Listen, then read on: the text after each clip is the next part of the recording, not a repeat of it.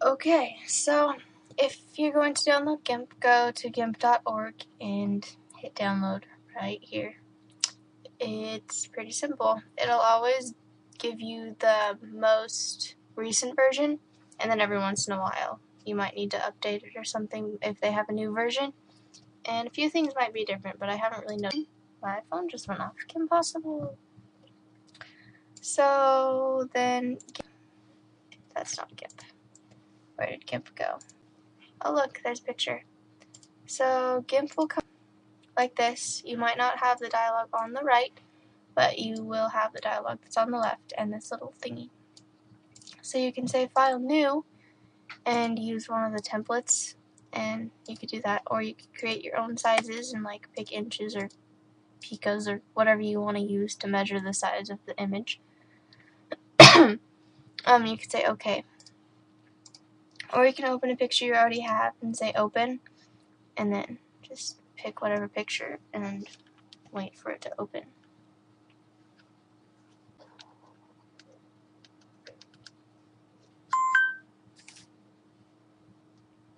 Sometime in the next decade, it'll open. So I like to make Gimp full screen because it's less distracting for me. So if you don't have the dialog on the right, then you can hit Windows and Dialogable Docs, and it's layers. It's pretty simple. You can pick other things if you want them to. I always just have layers there. I don't think I need anything else. Then, so in here there's layers. There's the channels I don't really use. I don't really use paths either. And then there's the undo history, so you can always go back to a little ways before instead of hitting edit undo over and over and over again. Or Control Z. That's a good keyboard shortcut. Just hitting Control Z on PCs, it undoes whatever you just did. So there's the mode of the layers, which I haven't really experimented with much. So you can kind of experiment with that. And then there is the opacity that you can change. The checkered layer is transparent. So it's transparent in here, but then if you saved it, it would save it as pure white or pure black. So you can adjust the different layers that way.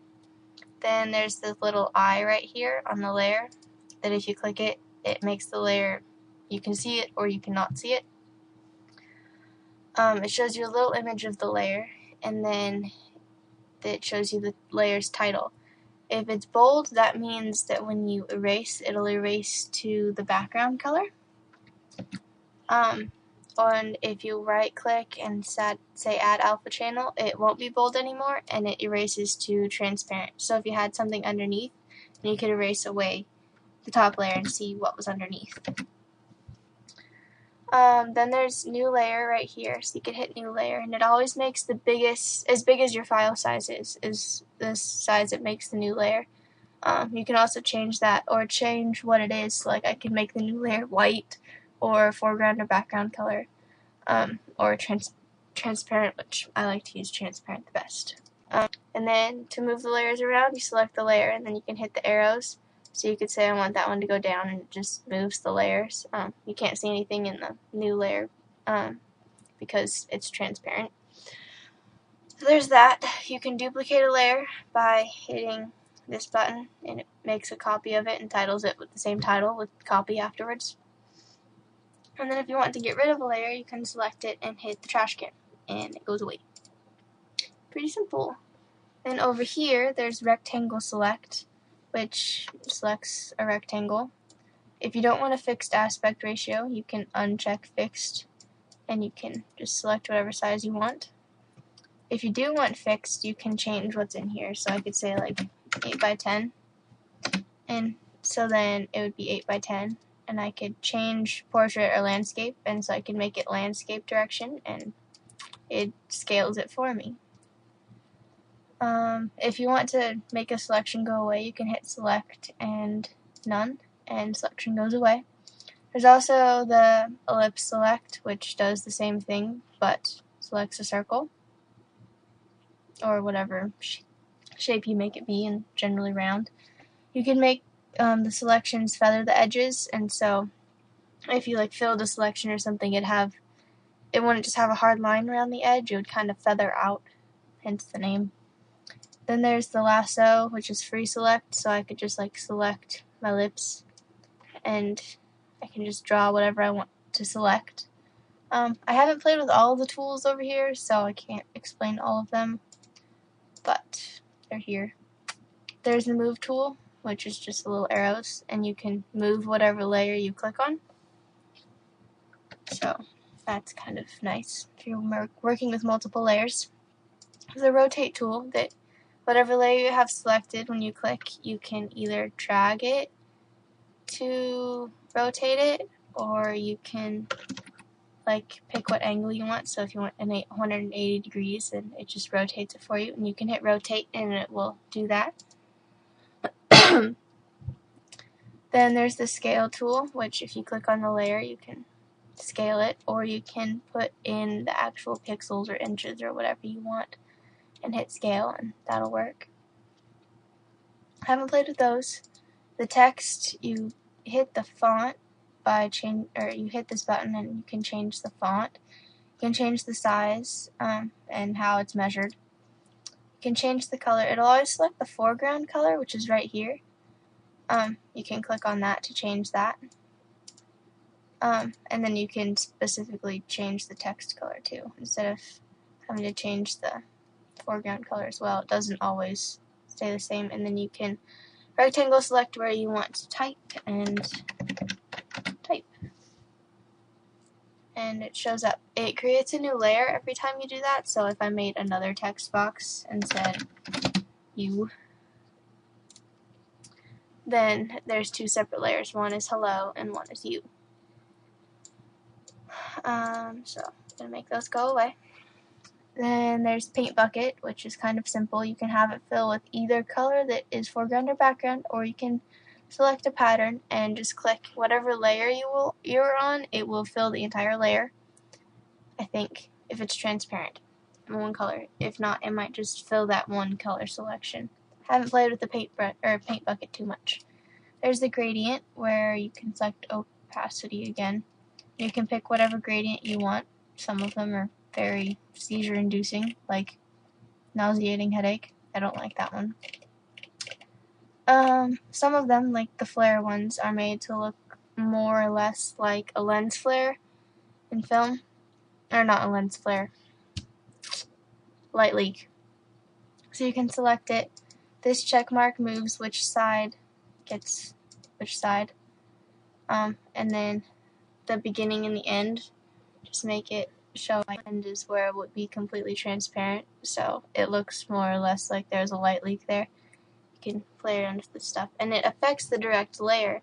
So if you made another layer before doing that, then you could toggle it on and off to see what changed. Really. How did you come back? Oh well. Then there's pencil and paintbrush, which are pretty simple. To select the brush, you just click that and you can pick whatever one you want. Yes, there's a bell pepper. Now I don't know why. There's the scale, so you can just change the size. So like there, 10 is big, but then 2.3 you can't even see. 4 is kind of in the middle, you know. Eraser, you can select the same with the opacity and size and the brush and all that. Airbrush is the same. It does slightly different than the paintbrush. It's a little more opaque even when it's at 100%. I don't know what those are. I haven't played with them. There's the blur tool, which when you blur something, it doesn't really show up all that much, but it blurs it a little bit. You can also select sharpen, and it will sharpen whatever you paint over. There's smudge, which smudges stuff. And then there's dodge and burn, which is like in the dark room, so burn makes stuff darker. So I could burn the shadows on my lips, and then I could dodge the highlights on my teeth or whatever, and it changes it. So that's those two.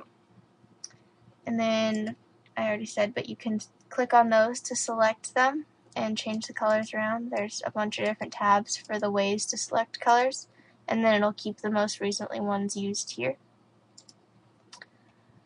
And then to save, just file, save as.